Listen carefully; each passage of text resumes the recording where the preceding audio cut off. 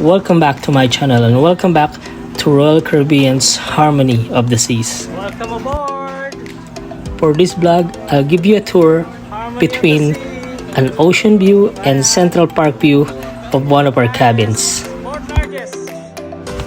Deciding between an ocean view or a Central Park view on a Royal Caribbean cruise can significantly impact your overall experience. Both options are unique advantages, so your choice will depend on the preferences and what you value most in your vacation experience. Ocean view staterooms provide breathtaking, ever-changing views of the sea, offering sense of serenity and endless horizon. The rhythmic sound of waves and the occasional sighting of marine life creates a profound connection with the ocean. The romantic ambience created the ocean view is perfect for couples. Meanwhile, the Central Park view overlook a unique lush park are filled with trees, pathways, and outdoor cafes. This area is a tranquil retreat with the charm of City Park right on the ship.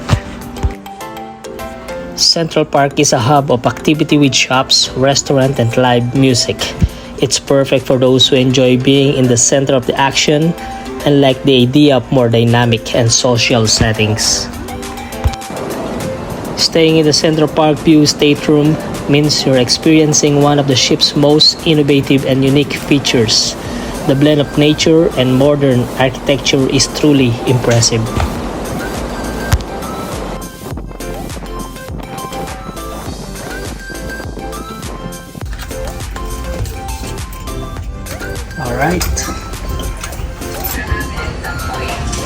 Alright, this is our room. Balcony. There's a bed. Yeah, disabled sa kanila. Here's our balcony. Okay.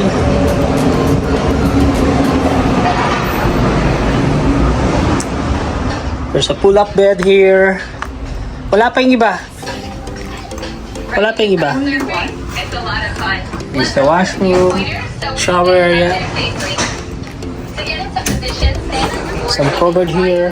That's it. And shoulders within the board, leaning backwards to maintain balance and control. To get in the water, stand on your board with your boogie board so you can familiarize yourself. There's another cupboard here. Table, chair, some drawers here, and we got our sea pass. The bed's full out like this.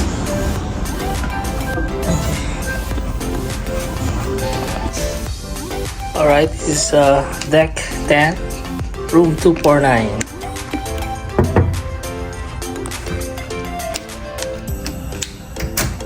Welcome Hello! in! Come on in! Room tour. Thank you. Hi. Check How's everything? Welcome to our bathroom! Oh, this is the launching pad, for the astronaut. Okay, same size as ours. Really? Same size. This one is a pull-out bed. It's not. Ours is not full on. Oh, it's not pull-out bed. Some cupboard here. Okay, there's another one there. We have a fridge too, right? Yes. There we go. Oh, how come we got yummy. For tonight's party, right? Yes. Down in The bed. And the view. what do you call this view? Central Park. Central Park view.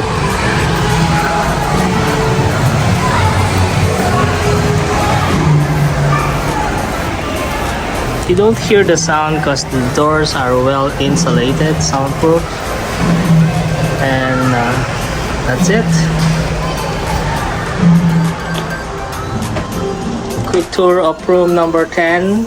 249. Alright, thank you. Oh, almost there. In Roatan.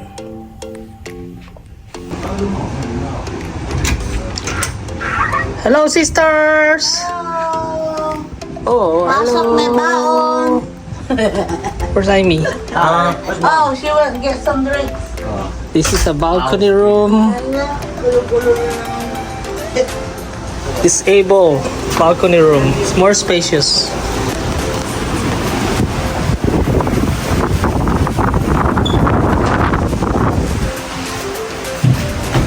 The setup is more spacious.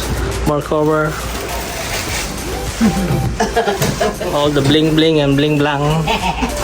Beautiful titas and mommies. Hello.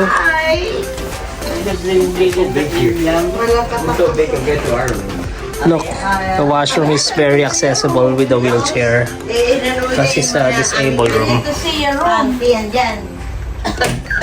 Oo nga. We are here at deck 11187. This one is a Central Park view. My sister is here. Let's see.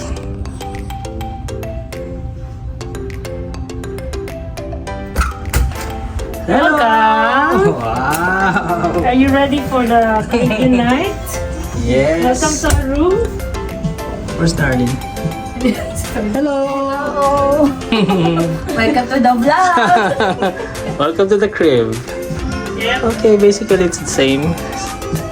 It's just that it's facing the Central Park. Here's the toilet, washroom. Some cupboard here. Same thing with us. Yeah. And we got here ang tawag dito? Slot. Slot. Getting ready for the Caribbean night. Yay! Another cover here. Table. Fridge here. And this is the view. Uy.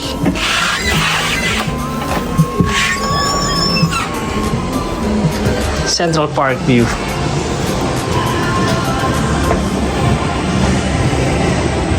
Wow.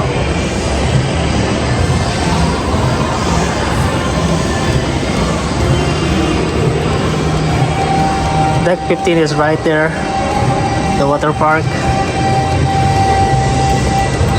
Nice, nice.